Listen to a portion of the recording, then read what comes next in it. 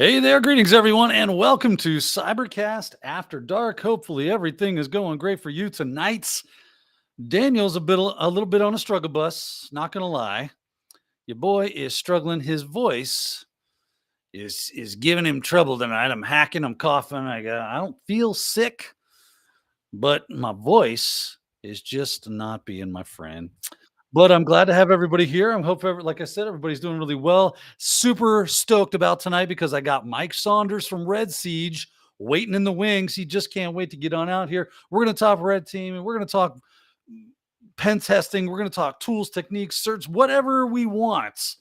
Mike is a wealth of knowledge, and you can get as general or as technical as you like. I'm not saying Mike's going to have you an answer necessarily, but I bet he'll have something. My guess is my boy Mike is going to have something for you on the bone, little meat on the bone, as it were. Now, normally we do an evening pour, but this is not working for me, so I'm drinking water out of the Grogu cup tonight because I gotta stay lubricated here. The Lost Gambler says, I do what I want. You absolutely do.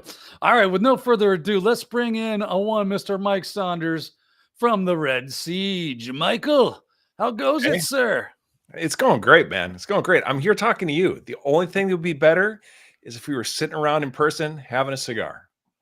You know what's up. Mike knows how to have a good time, everyone. I don't know if y'all know that. But if you ever see him at a con, you bring him a Cohiba, he'll be probably pretty happy to sit around and talk shop with you around a fire. Nice, cool night air. Not that I endorse smoking at all. It's bad for you. Just puff it or hold it because it looks cool. Don't inhale the cigar. No. Yeah, that is a pro tip. Michael, now, for those of my audience out there that are like, okay, Daniel's got this guy on here. He looks interesting. He said something about red and sieges, and there was a knight maybe of some kind. You work for a little company called Red Siege. Maybe some people out there have heard of it. If not, why don't you tell us a little bit about yourself, what you do, and who you work for? Yeah. So, as Daniel said, I'm Mike Saunders. I am the principal security consultant at Red Siege. I have been in IT a long time. Like I started my first full-time IT job back in '97. And I've been doing it part-time for a while before that. So that's only to say that I'm old. I've been around a while. I've seen some things. Done the help desk stuff, been a developer, administered Mac, Windows, Unix systems, ran an ISP, have done just a bunch of different jobs and learned about security while I was doing it. Back about 7 years ago now. Holy cow, 7 years ago, Tim Medine started this company called Red Siege, and he said, hey, I want you to come on board. And so I joined, and Red Siege is a boutique penetration testing offense security company. We're a small company, but we specialize only in offensive security. That's all we do. Think like red team, assume breach, internal network penetration testing, web application testing, social engineering, physical security testing, stuff like that. That's all we do is offensive security testing. So we like try to tell our customers what they need to fix, but we don't tell them exactly how to fix it, because there are people that are that's their living, being on the blue team side, and they're absolutely important. So we try to keep them in business. So yeah, well, that's me in a nutshell. That's you in a nutshell. Now, Mike, you kind of played down a little bit. You buried the lead. Mike's like, yeah, I do a little pen testing. That's security stuff. It's really not that big of a deal. Mike's a bit of a big deal. I'm just going to throw that out there. If he won't do it on himself, by goodness, I will. I will do it. Appreciate it. There's nothing you can do about it, Mike. But so, Mike, Red Siege, awesome company. You guys have got such a great group of people over there. Tim Medine, obviously, we were just talking about Tim right before the show and how, with Tim's powers, we could probably solve this little weird curb roast problem we're having here. But super smart guy, Jason Downey, Corey Overstreet, like your team over at Red Siege is just a phenomenal group of people. So I'm I'm super blessed to know all you guys and to have had a lot of fun with you. And I'm really stoked to have you on tonight because we got a great chat here tonight. And I know a lot of them are going to have great questions for us. If you do have a question, make sure you put like a big giant Q in front of the question or at my name or at Mike's name or something so we can kind of see it really easily. Actually, at my name, don't it? Mike can see his name, but he's watching the chat as well. If you have any questions about red teaming, you got any questions about pen testing, bring them to the table. This is the time to ask. Mike knows this stuff. He works in this business day in and day out. And a little birdie told me, Mike, that you're really, really, really good at reports. And maybe we could talk a little bit about reports and why they're so darn important. What do you think? I am hesitant to say that I am good at anything, but I will tell you I write good reports. That is one thing that I will definitely tell you I am good at. Yep. Well, let's start there then, right? Because I actually had somebody ask me this today. I was on Simply Cyber. Well, I was kind of kicking around in the chat this morning, and Jerry was doing his Simply Cyber thing, and somebody said, "Hey, can I reach out to you in LinkedIn? I got a question." And they did. They had quite a lengthy question. They were talking specifically about taking notes and how you turn those notes into something that's actually usable. What's good to keep? What do you got to throw away? When you're writing a report, that's basically what you're doing is you're taking notes and kind of telling the narrative story of what it is that you did on this engagement. How do we do that effectively? How do we make our reports, even our own personal notes where we're doing CTFs or something or learning and building something that's actually useful, maybe not just to ourselves, but to other people as well? And because you're so good at this, I'd love to get your take on it. Yeah, so that's a great question, and it's something that even I struggle with. I wouldn't say that I have the best answer. What I can tell you is that I report as I test. So I am not one of those where I'm collecting a bunch of stuff and then writing the test at the end. It's impossible to build the narrative and make sure that you have everything doing that. The longer you are away from the test, the less clear that stuff becomes. So I want to do it as I'm doing it. Now, sometimes when you're in the middle of like an attack chain, especially in like a red team or an assumed breach where you're trying to not get caught, you don't have time to write everything. Like you throw screenshots with a couple of words that says what it is, throw it in the report, and you come back later and you write it. But I am very much write the report as you were doing the testing. That way everything is fresh and clear, and then you can go back and clean things up. Take screenshots of everything. And then when you're taking screenshots, make sure that those screenshots aren't gigantic. Like the only thing that should be in the screenshot is what's important to the narrative that you're telling at that point in the report.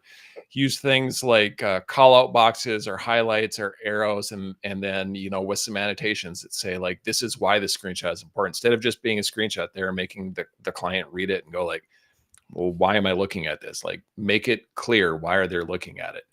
As far as organizing, man, there's so many different ways to go about doing that. I, for one, like I'm primarily testing from a Linux system. I do my testing from a VM largely. So I create a directory for like basically like each phase of what I'm doing.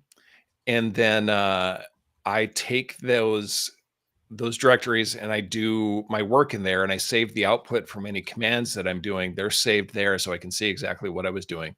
Ran this command, got this output. Ran this command, got this output. I've got my screenshots. My screenshots have my timestamps on them, so I can go in and I can see exactly when I ran something and correlate that back to my logs. And then some people like to get, I don't do it, but some people really love like Obsidian. They really love Obsidian for taking notes, and they do all their screenshots in there, kind of do all that. Some people use OneNote, like some people are throwing stuff in Excel. I'm generally just doing mine in my report, and then when I get done cleaning up what I need. But I do have a separate document, like there's credentials that I've discovered on a file share. I keep those, a list of what are the credentials and where did I find them, so I can add those back to the report. And basically just say like, here's all the things that I found for credentials. If I found hosts that I need to follow up on, I've got a document that says like, okay, here's this host and here's what I think is there and why I think I need to take a look at it. Those kinds of things. I don't have the best system for doing it. I've seen people that have way more organized systems. But as a tech grunt said, screenshots or it never happened. Absolutely. Absolutely. Screenshots or it didn't happen. So Yeah, you kind of could it be on the brink of a religious war there? You mentioned Obsidian. I've become quite a Notion fan lately. I've been working with Notion quite a bit. By the way, I dropped the Red Siege sample report in the YouTube chat, so I guess I should probably put it in our Discord as well. By the way, if you're wanting to join our Discord, the link is in the description.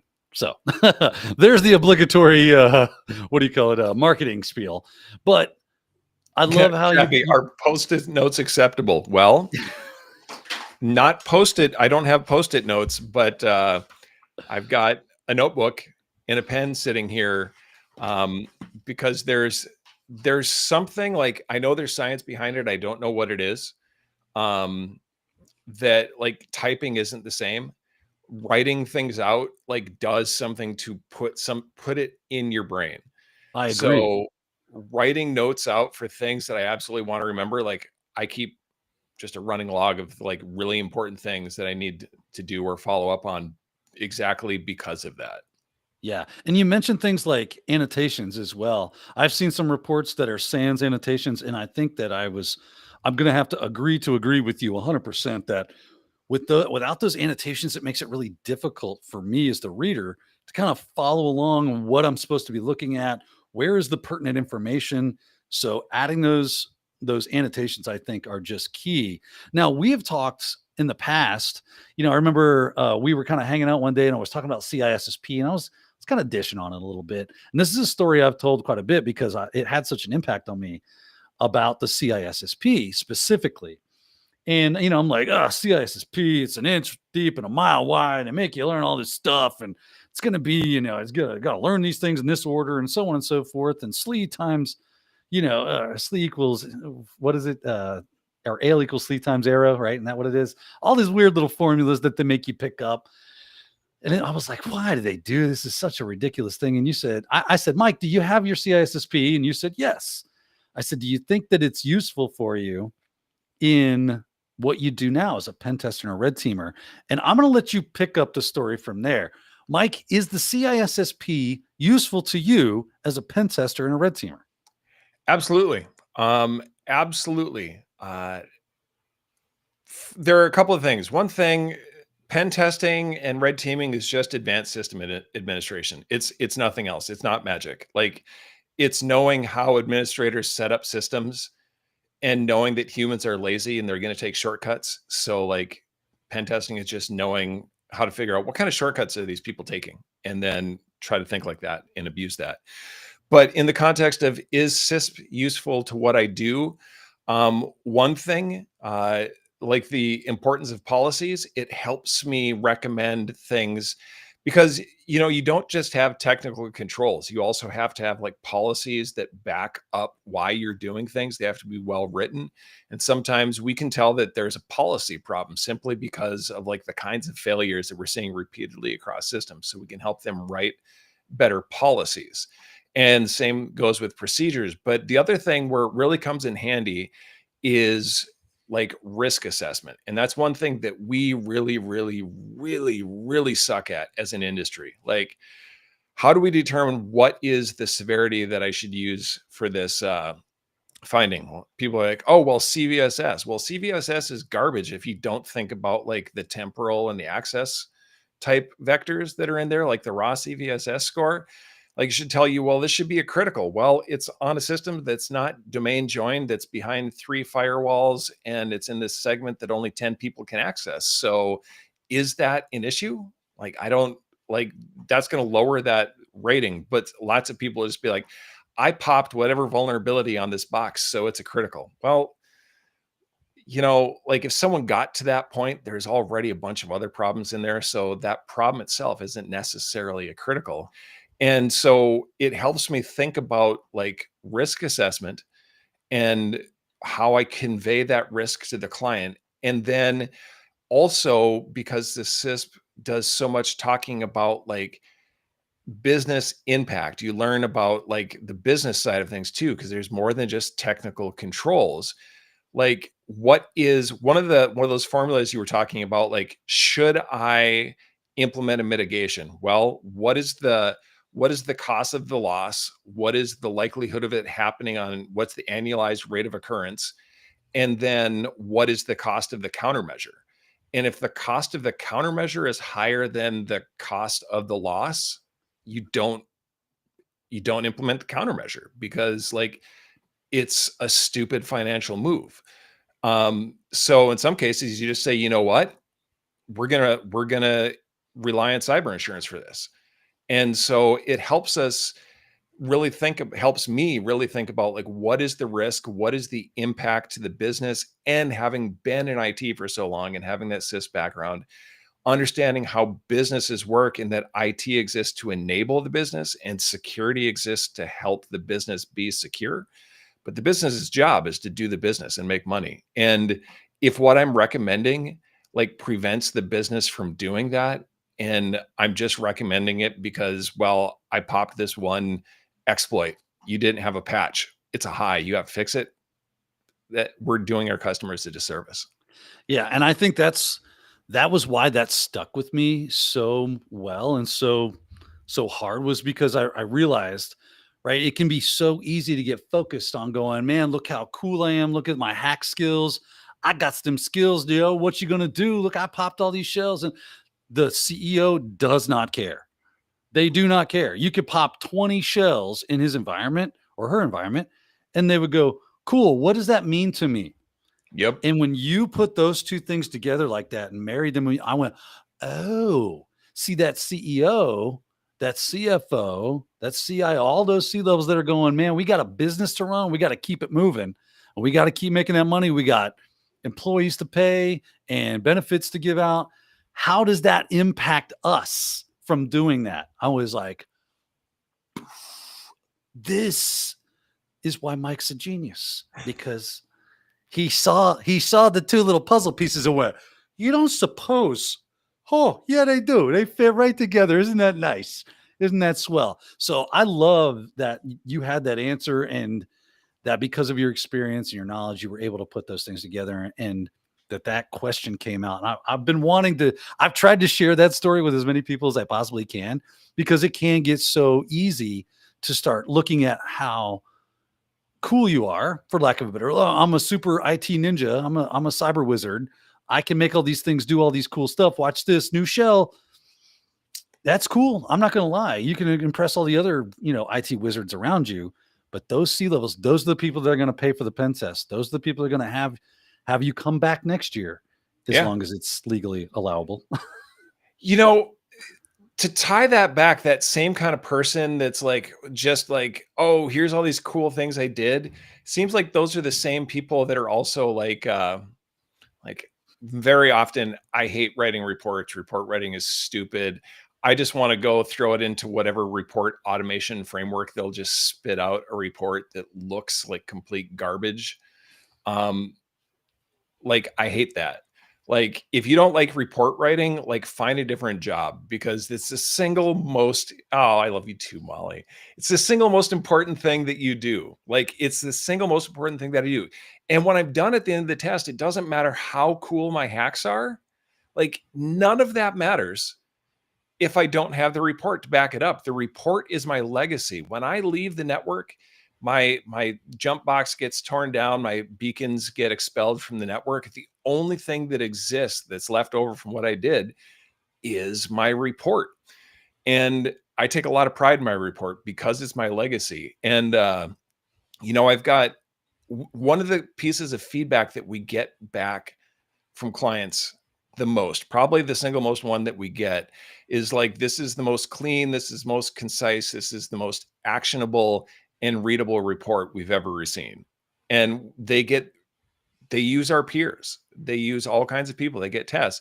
We get that feedback about our reports all the time. And so, like, if you don't like reporting and you don't want to have to report, don't get a consulting red team job, because like that's literally the definition of your job. Like, it doesn't matter what you do on the test, the report is way more important.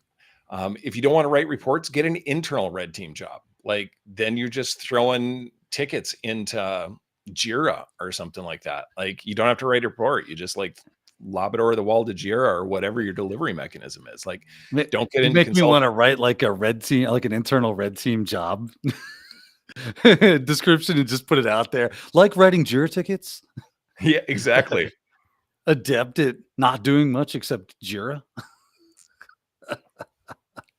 That would be fun. But you're absolutely right, man. And I love, and that's one of the main reasons I enjoy talking with you about this stuff, because of how you have realized that that is the thing, right? Like you said, it's your legacy. I love how you put that. It's almost poetic to say, this is the thing I'm leaving with you to help you in your security posture for your organization, so you can keep paying those bills, you can keep doing those things, and keep your business humming and drumming as you like, and stay out of the weeds. So here comes the best dang report Mike Saunders can write, which is, like I said, from what I hear, not too shabby. That said, let's go. I know I got a lot of people in chat. We got a lot of questions. I pinned a few of them already. Let's see what we've got here. Roswell, UK, very interested in this job role, Mike. So we're going to get to a couple from Roswell. Roswell is asking, what is something you've learned recently that challenged or changed one of your long held beliefs? Love this question, by the way. No pressure. Boy, that's a great question. Like, is it AI? Like, AI can't do this, but AI actually can, with all these things. That's probably one of the easier things to go to, or just just boot yourself out of the chat for even bringing up AI. listen, you got to talk about it. There's no way around the thing. I mean, like, I don't know if it's like a technical, I'm just trying to think like what's something I've learned recently that goes with there. That's a good thing. I'm guessing there's not a lot of paradigm shifts in your job where you're like, oh my goodness, everything I thought I knew is now just wrong, and I have to Yeah, rewrite my it's science all books. like just small little incremental things, right? Like, and then Yeah. your picture just changes over time. So it's hard to like say, like in the human aspect, we don't operate unless you're a consultant of one. In the human aspect, like I know that Mike here right now seems to be pretty happy and bubbly, whatever. And that's what Mike is like in person. However, everyone at Red Siege thinks that Mike is like angry because like I'm focused on No. getting the job done. And when I'm working, I have a really hard time context switching. Like I want to do this. This is what I want to be doing. So I don't want to be in this meeting right now and doing whatever. We were cut from the I same have cloth, my friend. resting bitch face. But it's Yeah. like active resting bitch face.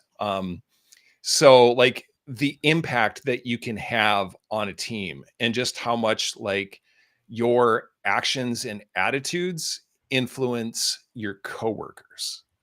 So like, has it held a long held belief? I don't know. Like, I don't know. I don't know if that That's answers tough your though, question. I man. wish I had a better answer for you, Roswell, but like, I I really actually think don't. that was a pretty good answer, right? The fact that Mike feels like if he comes to the table and everybody thinks he's grumpy and mad, it can affect his team and that can affect their work. That can, I mean, Yeah. it's much more existential than what Roswell was probably thinking when they asked that question. But it's a true fact, right? Like, because Mike, I'm guilty as charged. I'm the same way. You get my head in the game, that's all I can think about. That's all I want to know. This meeting is like, why are we here? Can't you just, tell me what happened afterwards? Because my head is in whatever the heck it is that's over at my desk, not Yeah. at this. And Kathy's in the house right here. She can tell you, she's been there. She's seen me. And I just get like, yeah. And you just think I'm angry or that I'm whatever. It's just that I'm focused. I'm focused on whatever I'm doing. But I've heard plenty of people tell me that it affects people around you. I'm like, really? Because I get so laser focused on something, I'm guessing the same is true for you, that I don't even think about that. It doesn't cross my mind that my attitude or my perceived attitude can be messing with someone. It could cause them to have not such a great day at work, like doing their job. So that's an interesting thought. I actually think that's a pretty interesting answer there. Let's go to Tech Grunt. Tech Grunt asks, what is some advice you would give to somebody who is beginning to learn red teaming? What's the advice Mike Saunders wish he would have had before he started this whole red team thing? Like the advice that I would give, I don't know if there's something I wish I had because it's what I had before I got into it. I think it's what's helped me be good at what I do. Is like be curious about everything, and don't just say I'm not going to do something because I don't like it. And disclaimer, I will talk all the smack in the world about how much I hate AI and I never want to do anything with it. Guess what? I'm going to have to eat crow on that one and start actually doing something because like I need to be able to talk more intelligently about it. But we hear lots of times where people will say like, oh, I hate Windows. Like I only use Linux. I never run Windows. Well, guess what? The majority of the business world runs on Windows. So if you do not know how Windows works, how to set it up, how to administrate it, and like what the shortcuts are, you are really going to suck in a corporate environment because all you know is Linux. Like, yeah, you can pop exploits, but guess what? Like red teaming's way more about like abusing people's laziness and or just like they don't understand the implications of the things they're doing. Look at like ADCS, right? Like ADCS is the symptom of people don't understand what happens when they click that box and therefore they get pwned. So you need to understand the targets that you're working with. And if your targets are using Windows, then it is in your best interest as a red teamer to know Windows. Same thing goes for Macs. Lots of people are like, oh, Macs are toys. They're stupid. They're dumb. Well, guess what? More and more environments are going to, especially if you're looking at these smaller like tech startup kind of clients, they don't have an office, they don't have Active Directory, they've got a bunch of Mac systems and all their stuff is sitting out in AWS or sitting out in Azure. It's like it's out in the cloud. Like they have no infrastructure and everything's Mac. If you don't know how to attack and run Mac systems, man, you are going to be in a world of hurt when the client says, hey, this is what we want to do. Well, you're going to lie and say you can do it. And then you're going to get into the environment, you don't know it, and you're going to have a hard time. Or you're going to say, you know what, we don't work with Mac systems. And then they're going to go find someone who does. So be curious about all of the things and try to learn about all the things. And you don't need to go a mile deep on everything. Like you need a surface level understanding and the ability. Like the most important thing is skill that I have is knowing how to research quickly and quickly digest information, discards what's not useful for me, and like hone in on what is useful to me. And I do that. Like that is the majority of what I'm doing. Every assessment, get on Google and be like, what is this technology I'm looking at right now? How does it work? How do I find the manual? Start looking up how to quickly summarize information and discard what's not useful. And the more you do that, the more you will build that skill set because especially with red teaming, like you're getting popped into these environments that you know nothing about and you have to become an expert in very quickly if you want to be able to abuse them so that you can get to the next goal of the assessment. Mike, how long is a typical red team engagement that you're on? So like it's worth defining what a red team is, right? Mm. Like because that is a big question. Like what is red teaming? So red teaming, like as we use it, is the whole attack chain, usually from starting from the outside, unauthenticated attacker, no knowledge, no access to some goal on the inside. And red team is always goal focused. It's not just like get in and find vulnerabilities. Like it's not even about vulnerabilities. It's about could we access, we're going to plant a flag in this database system and we want you to access this database system and pull out the flag. Like that is a goal. So on those assessments, when you're talking about, you've got to do initial access and reconnaissance and figure out just like what it is that they even have. Like At a minimum, those are 4 weeks, usually 2 operators. So, like, 8 build weeks, but a minimum of 4 weeks long. That's the minimum time. I prefer to go 6 to 8 weeks, because you have to have a lot of time to do reconnaissance, a lot of time to try to figure out like what AV, EDR are they using, what email protections do they have, like what spam filtering do they have, how do we get something into the inbox? And then once it's in the inbox, how do we get someone to execute our payload? So the more you know about their environment, the better, so you can build the right payload. You also need to research like the human aspect. What is the ruse? What is the the ruse, the campaign that I'm going to use to try to entice a specific person or persons to engage with me to get to the next phase of the assessment. And so those are long. If you're talking like assumed breach, let's say, where they give us access to a machine, the blue team knows we're there, we're not trying to hide. That's anywhere from 1 to 3 weeks, depending on how large the network is. And if the goal is like a red team style assume breach, which is we have a trusted insider who's giving us access and we're trying to hide from the blue team for as long as possible, then those are anywhere from 2 to 4 weeks.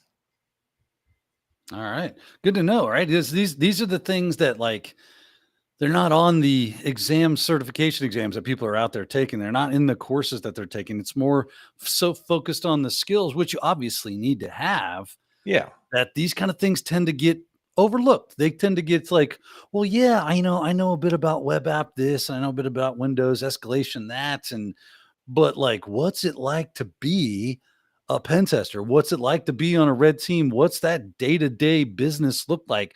Mike, I think that's probably a really good question. We've got other questions to get to, but out of my own personal, for Mike Saunders, when he gets up Monday morning and has his coffee or whatever it is he drinks, and he sits down at his keyboard and logs in, what is that week going to look like for you? What's the typical thing? Are you in a lot of meetings? Are you in a lot of, writing and scoping and doing all that stuff? How much time do you actually spend hands on keyboard hacking stuff? As much as possible. So on a given Monday, I've got the report from the previous week has come back from the proofer. So I need to go get that sent out to the client. So I got to take a few minutes to look at the edits, go through those, clean up the report, get it delivered to the client. Then I got to start out, be like, let's say it's a new assessment and it's a new assumed breach. About 8:30, I'm logging into my client environment and starting my assessment, doing what I need to do for that particular engagement, and then starting on the report. We have a couple of meetings. We have like a business meeting early in the week to talk about like what's the business doing, what are the things that we have coming up, what are the pain points we have, and how do we solve them. We have a squad meeting in the middle of the week, where we've broken the team up into multiple smaller teams so we can just get more one-on-one time with the testers in our squad, find out like, do you have any problems with anything? Do you have what you need to be successful? Do you have what you need for the test next week to get access into the client? And then we have just a general water cooler chat once a week that people come in and hang out. But the rest of the time, I'm testing or reporting. But mixed in there, I've got to get on and talk to a client about a potential engagement. So I got to help out our sales guy, answer technical questions. Have to do a debrief call with clients that I've already sent the report to at some point, take them through that. Maybe get on some planning calls for the upcoming engagements, figure out like, scoping and access and things like that. But I'm not in a lot of meetings. But it depends on your team and having a good project manager. And if Molly's still here, Molly, I love you. Molly is wonderful, and Molly protects us from a lot of BS. So I don't have to be dealing with a lot of BS because Molly handles that. And then I get to just test. Like in some companies, they don't have Mollies, and I feel bad for them because uh, the testers have to like deal with a lot more BS. We don't Yeah. have to deal with that. I'm very fortunate. Molly is solid. She is great. Anybody that knows Molly is like, she's like the nicest, sweetest person that has ever lived. And she works so hard. So a special thanks. Shout out to Molly Murdoch. Oh, there she is. There she is. Let me get that up there. And she says, Yeah. because she's awesome. Thank you so much for hanging out with us, Molly. Appreciate seeing you in the chat. All right. Well, very cool. Now that we kind of understand that, that's the, like I said, it's not the kind of stuff that they teach you in the certification course. It's not something they teach you at your boot camp. It's more, hey, you got to hammer those skills, got to get that stuff in there. But the day-to-day grind is getting in there, doing the things. And it's good to know. I didn't hear you say anything about having to use some sort of like weird steganography or exif technique to figure out where the password hash is Yeah. hidden. That's weird. It's Yeah, on my man. CTFs. That's how they go. I suck at CTFs because I am like I am a tester. Like I'm focused on consulting type things. My clients aren't encoding. I forget what that technique's called, where you have to like take a wave, but then render the waveform and the password's like Yeah. in the wave. You're like, oh, people aren't doing that in the real world. People aren't Yeah. doing steganography in the real world. So I don't have to deal with that. Like Yeah. attackers are using steganography to hide their payloads, but like businesses are not using steganography to encode their data and hide their data. So I don't have to deal with those. And I get to CTFs and I'm just like, what is this BS? Like Bro. no one would do this. I suck at them because I'm just not good at puzzles like that. Yeah, I'm the exact same way. I'll get into Hack the Box or something. I'm like, you know what? It's been a minute. Let me go try Hack the Box CTF. They usually have some pretty decent stuff, and then you're just sitting there going, "What are we doing? What is this esoteric like logic puzzle that you're trying to get me to figure out?" Just because in real life land, correct me if I'm wrong. You don't get a lot of that. And I think you've already kind of addressed that situation. Is that's not how the business is done. I think that, let me get your take on this, Mike. What do you think about a platform that would be more like, hey, here's what a real environment looks like. Get in there. You should be able to apply. If you're taking, your EJPT or your EJ or your PJPT or your other, OSCP or whatever course that you're taking, you should be able to get in here and apply those skills and have a modicum of success. The ultimate goal being, hey, write a report about what you did. By the way, I didn't tell you this. I'm so like on the report bandwagon that in our Discord, I made a channel called Rate My Report. And it's so that people can kind of do both submit a report about something, and then we can all act as like peer review to go, hey, yeah, I like 100%. this, but yeah. So if anybody wants to participate in that in the Discord channel, like I said, descriptions in or the link is in the description of this video. Go get in there, make a report, stick it in there. I did a little small write up on one today. Somebody submitted one, and it was great. It was like, yes, this is where you need to be learning things because this is the job. And if you want to stand out when it comes to, like, Mike, are you a part of hiring when it comes to bringing on new testers at Red Siege? Yeah, absolutely. Yep. So, as someone who is vetting possible candidates to be pen testers and red teamers for the Red Siege family, what are some of the things that you are looking for, and what would be something that would stand out to you as a candidate answers? So general hiring, like getting into the industry kind of question, I think is where we're going with this, which I see like CJ had asked a question earlier, like learn everything or find someone to guide you. What I'm looking for um, when we're trying to hire, there's a couple of things. One, certainly technical skill, but also the ability to learn. They need to have some way of demonstrating that they have the ability to learn and the desire to learn. Like if you are someone who is just going to learn what you learn 8 to 5, and then afterwards, you're probably not going to like, I don't think you're going to be terribly successful because there's so much to learn and you're never going to learn all of it. That's one thing you need to learn right away. You're never going to learn all of it, but there's so much to learn and it changes so fast that, like, do I study every day? No, but like I find something that's interesting and I read up on it, or I watch a YouTube video sometimes in the evenings. And now that I've been in around long enough, like I don't do that nearly as much as I was when I was first getting in. But I want to see, like, what are people doing to learn? Are they going to cons? Are they doing hack the box or any of those other things? Are they doing some self-paced training on their own, or are they only doing the training that their company sends them to? Do they have a GitHub? Like, are they releasing code publicly? Are they submitting pull requests for other people's code? Are they doing some public speaking? Are they doing writing blogs, things like that? So we're looking for technical skill, the ability to learn, um, but more importantly, like, also cultural fit, because it doesn't matter how great you are, like, if you're not a good hang, um, like, you're that's going to disrupt the team and make the entire team less successful. So we're also trying to vet, just like, is this person going to be a good hang? Like, not someone, like, this is someone I'm going to hang out and we're going to go have beers with every day and we're going to go do whatever, fish or whatever the thing is. Like, not saying like to that level, but like, is this someone that I can work with? And importantly, like, do they have the ability to say they don't know? Like, if you're someone who is never willing to admit you don't know something, it's going to make it very hard to be teachable, um, because you always think you know the answer. And like, sometimes the answer is you don't know.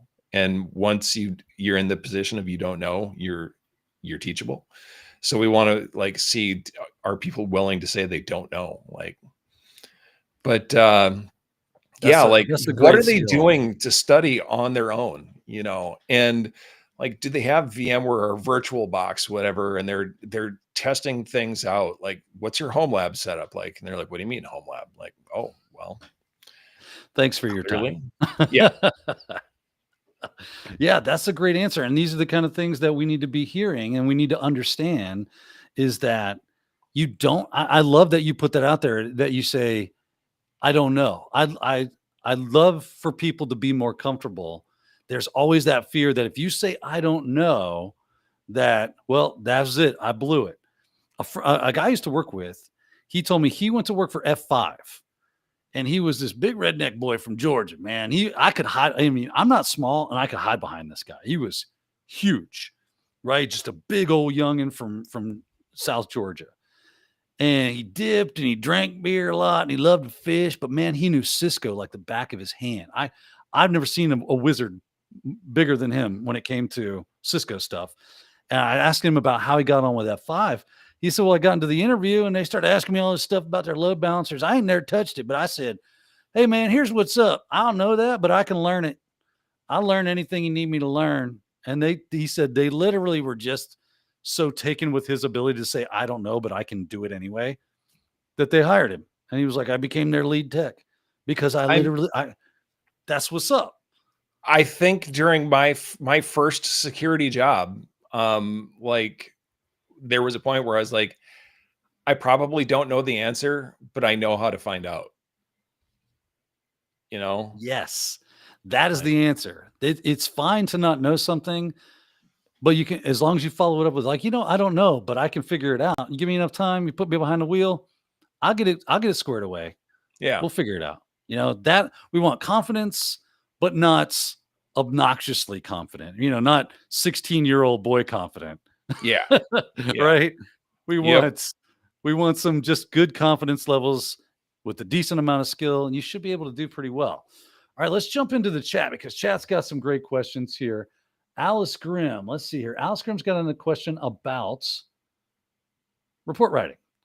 Yeah. What is one thing really helped you take your report writing to the next level? What helped you improve your report writing that really helps CEOs or non-cyber individuals understand? Great question.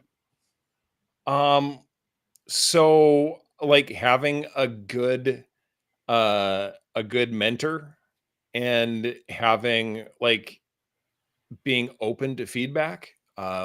So like, Daniel was talking about, you were talking about that in your Discord about having that channel, like doing a write up and asking someone to peer review it, and a peer review isn't just like, hey, your report sucks. Like you're doing them a disservice. Like, okay, this is where you could improve. Like this is a sentence fragment. This is unclear. This is an unfinished thought.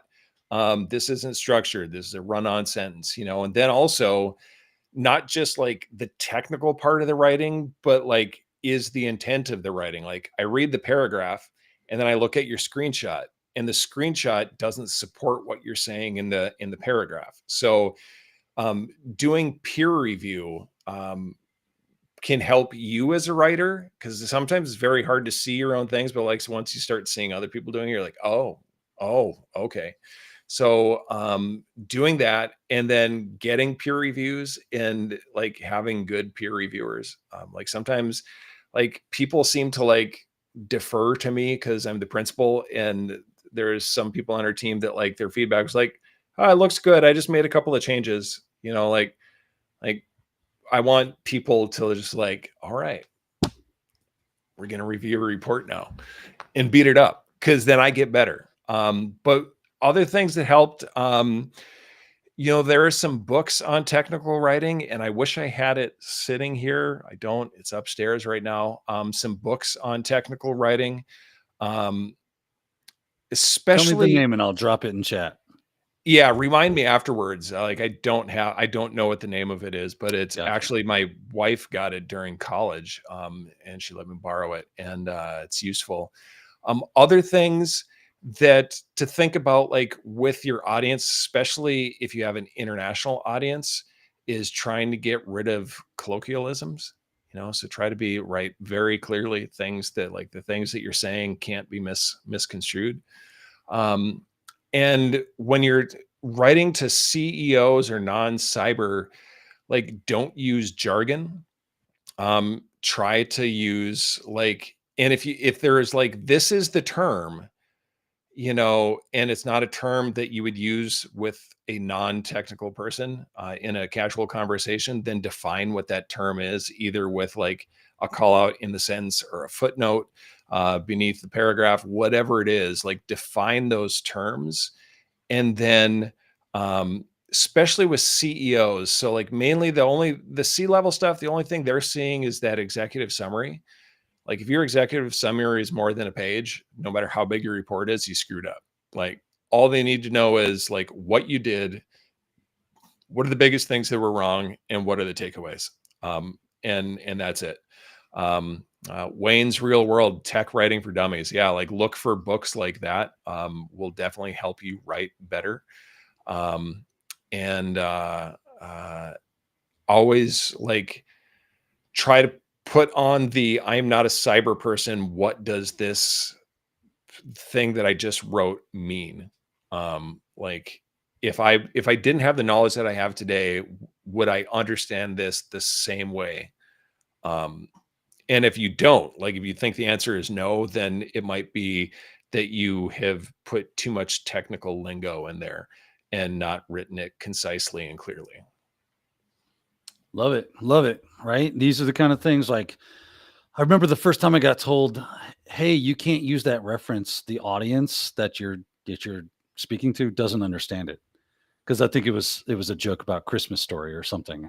Yeah. They're like, but this, the audience that this particular thing is going for, they will have no frame of reference for that. And I'm like, huh, I never would have thought of that. Thank you for, enlightening me. And like you said, you take that feedback and you go, cool. Yeah, I do need to know my audience. I do need to know who it is I'm speaking to, because otherwise I could be saying a bunch of stuff that they just don't understand. And that does no one any good at all, except for Yep. me, because I get to laugh at my own stuff. All right, let's see here. This is a pretty good one. I like this one. Comes from Tech Ricky, the techiest of all Rickies. What is a common or possibly legacy critical issue that you are surprised hasn't gone away yet?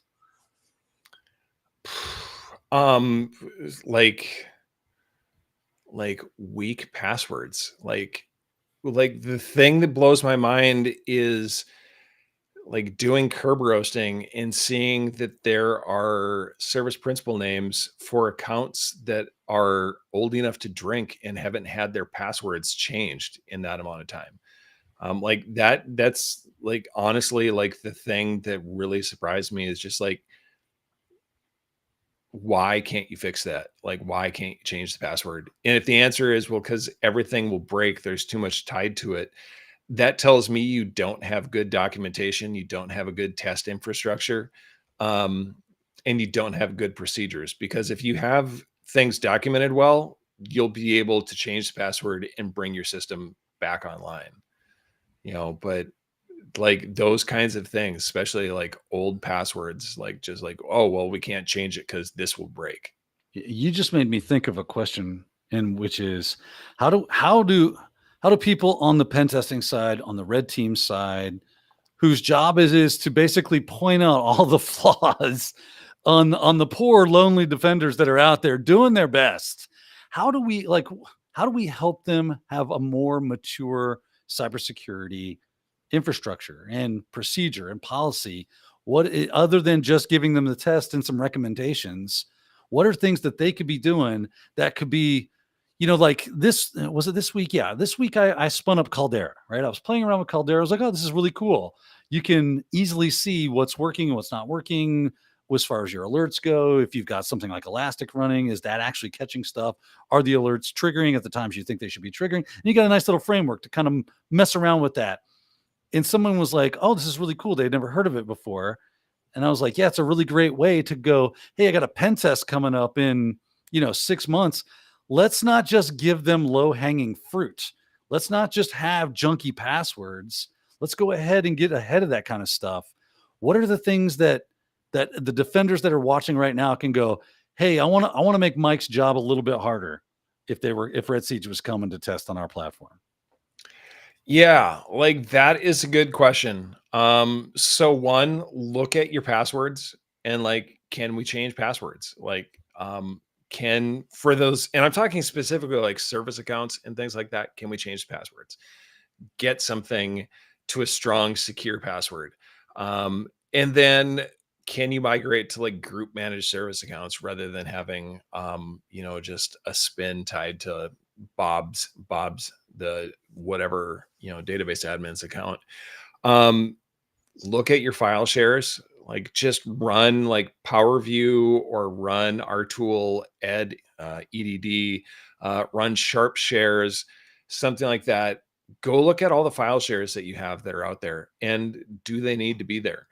Um, and because there is so much stuff that is on file shares, like most of the time, like I tell people like my actual job is being a file share archaeologist. Like all I'm doing is looking at file shares, seeing what data is out there. And like I'm finding credentials. I'm finding connection strings to connect to databases. I'm finding applications that have credentials hard coded in them that I can reverse engineer and pull out. Also finding like all of the sensitive data. Like there are many tests that I don't have to escalate privileges at all, because the data that they were most concerned about was on a file share, like unprotected. They thought, oh, well, only these people can access it. And it was like, nope, everyone has access to that. You should probably do something about that. So look at file shares, and then like those are kind of like easier. Like everything else becomes harder. And then it depends, like, are they doing a pen test or are they doing like an assumed breach test? Like pen test, I'm talking about like you run an SS scan and you run Nmap and then you like look at the vulnerabilities, right? From a network kind of perspective, like that's a completely different thing than how an assumed breach functions. And like an SS scan is kind of like almost useless.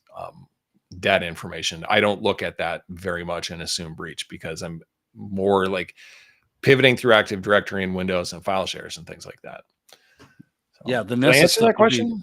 Yeah, I think you did. Yeah, I think you got it, man. It's like get your like. So when I worked as a sysadmin, we did this every year. We had a pen test every year. We knew it was coming, and then we had 2 audits, right? So we did our own internal audits and internal pen tests, and it was just like, hey, let's look at our passwords. Let's make sure our password policy is going to be strong enough that when the pen testers show up, they don't go, password, man, this is nice. We're just pulling passwords out of the air. Don't get me wrong, you got responder, but if the passwords are strong enough, you're going to have a harder time cracking those bad boys, even with a really good cracking rig and a really good word list and the rules and all that stuff, and do masking attacks and everything.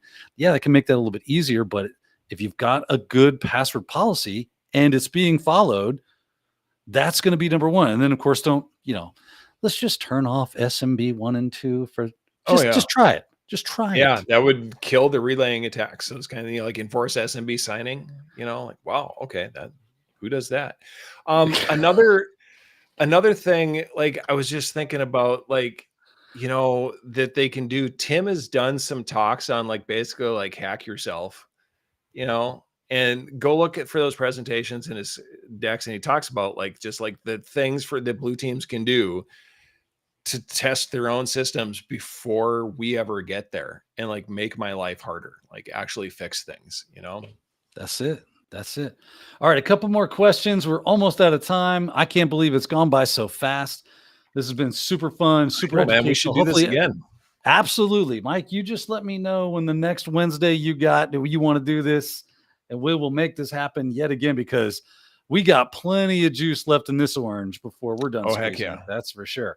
All right. So this one comes from White Hat Sheepdog and says, so kind of going back to the whole interview, how can I stand out kind of thing? Do we pretty much need to be a humble unicorn or pretty close to it to be hired? Is that what we're saying? And then FedEx showing some really good wisdom there as well. Real talk, on my current job interview, I answered like that. I don't know the answer, but I know how to Google and got hired after that. So we got White Hat Sheepdog saying, hey, are we just expected to be some sort of unicorn, but just humble about it? Or is it cool to get in there and be like, man, I don't know, but I'll figure it out? What says Mike? Like, it's tough. I feel for people that are trying to get into the job market right now. Like, it's tough for everyone. And it's not just for tech jobs. Like, my wife got laid off and she's trying to find a job, and like job openings close so quickly because they get 2,000 applicants for every single position. So it's tough. So what I tell people is the same thing I tell like students when I'm talking to like cyber clubs at universities, is like, do not underestimate the power of meet space networking, the power of person to person. And it doesn't have to be in person, right? Like, you've got your Discord and people are on that Discord and they are chatting on that Discord and building relationships. Like, leverage those relationships when you're looking for a job. One, hey guy, hey everyone, I'm looking for a job.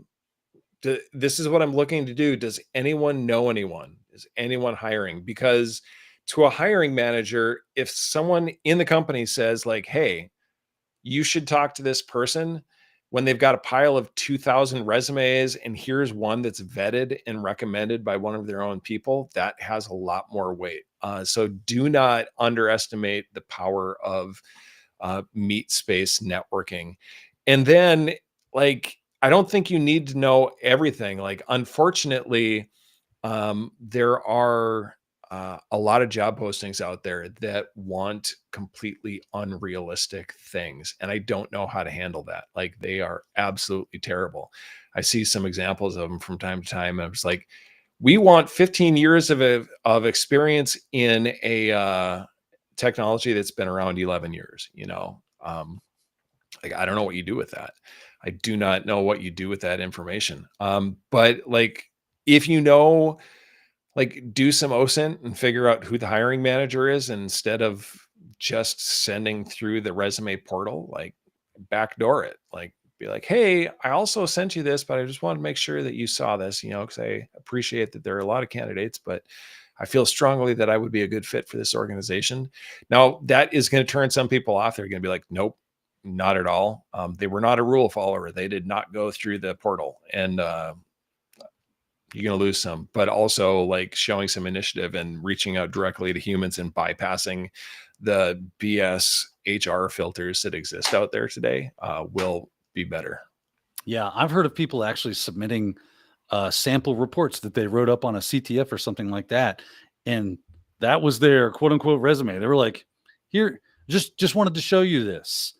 I literally know someone, CEO of a pen testing firm, who was telling me some kid sent in a pen testing report and said, hey, could you guys look at this? I really like your work. I think you guys are awesome. I followed you on LinkedIn. I've done blah, blah, blah, blah, blah.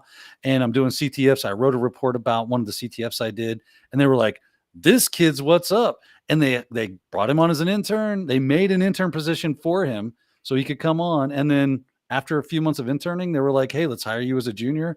And now the dude's a senior. It's like, that's thinking outside the box. Hack your way into these things. Like Mike said, go out in the meet space, meet people. You have to get out there. Like Mike and I met because we were at a con together and he was giving a talk and I was like, hey, I got a question, man. And then we just started talking afterwards.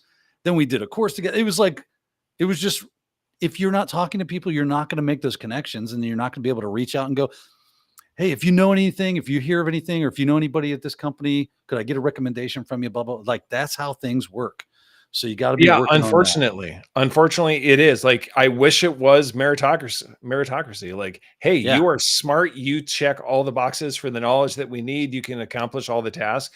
You are the person we're going to hire, but that's not how the real world works, unfortunately.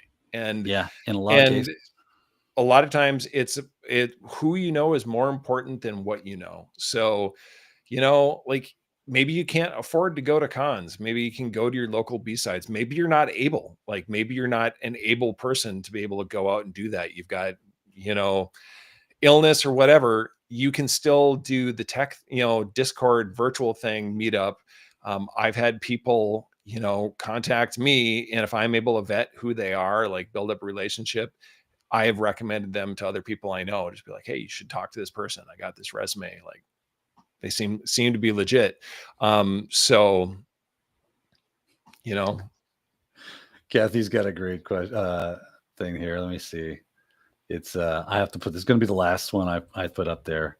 She says, yes, unfortunately, but I definitely have a call first call if I get laid off list. I'm like, that is brilliant and absolutely a really good idea, because you need to be ready for trying to get out there, or if you get laid off, or if you're just trying to get into the workspace, you got to have people that you can kind of lean out there and reach out to and go, hey, what do you know? What can I use? Can I use you as a reference? Just having people as references can be super, super helpful. 100%. Mike, we are at the end of our time, good sir. I can't believe we've gone this far already. If everybody out there would do me the immense favor, if you liked this episode, if you enjoyed hanging out with Mike and seeing what's going on there, hit that like and subscribe button. Helps the channel. Comments, share it, do all the fun stuff. If you really liked it, there's a Buy Me a Monster link. And that way I can go back to drinking monsters instead of just water on my time. But anyway, you can do that too. Mikey, thank you so much, bro. I can't wait to do this again with you. Like I said, just let me know when the next good Wednesday you got at 9 p.m. and we will put it on the schedule and we will do this again. That said, everyone. Oh, Mike. Oh, one last thing. Tell everybody what you're up to, where we can kind of hang out with you. How can we connect with you? Yeah, sure. Or where can we follow you? So coming up in the near future here, I will be teaching the Offense for Defense course with Corey Overstreet in Deadwood at Wild West Hackin' Fest coming up at the beginning of October. Also, we will be at Wild West Hackin' Fest. We'll have the booth. Many of you have seen Molly in the chat, and she is going to be there, and she is the one you should come talk to at the booth. Like, ignore the rest of us. She's where it's at. Also, so a bunch of us will be there. I will also be at a conference called the Long Con in Winnipeg, Manitoba, coming up in November. Be speaking there. So if you are Canadian or you want to make it up to Winnipeg, it's a great little conference. You should head up there. Beyond that, I don't have, I will hopefully be in Denver for Wild West Hackin' Fest, Way West, or whatever it's called out there. And that's about it. If you want to follow me, if you want infosec related things that I share from time to time, LinkedIn is the place to be. If you like photography, you can find me on the socials at Hardwater Hacker. I'm primarily posting on Blue Sky and Threads, and that's mainly just photography content. I'm not doing any infosec content right now on those platforms. But LinkedIn is where I try to share the most of it. Check out Red Siege. Daniel's got his Discord, but we also have a Discord, redsiege.com/Discord. It's a great community and people like being in lots of Discord. So if you want to join another one, come and check us out. Yeah, if you have questions, I'm always willing to try to help if I can, because that's how I got here, because people helped me. So if I can help, I will. Probably LinkedIn's probably the best way to get a hold of me, or my email address, which is on the screen right now. All right, Mike, thanks so much. And everybody, definitely check out Red Siege's Discord. It's awesome. You're going to have a great time there. They also have Wednesday Offensive, phenomenal little live show, much kind of similar to this, except you get to be a part of it if you want. Forgot about it. Wednesday Offensive, 30 minutes, 1:30 Central Time. I think, 1:30 Central Time. No, 1:30 Eastern Time, 12:30 Central Time. Every Wednesday, 30 minutes, no BS. Start at the bottom of the hour. We're out at the top of the hour. No slides, just interesting people talking about interesting things. Lots of great stuff. All right, everyone, give Mike a big round of applause in the chat if you enjoyed this, and thank you for watching. You know what to do. Until next time, keep hacking.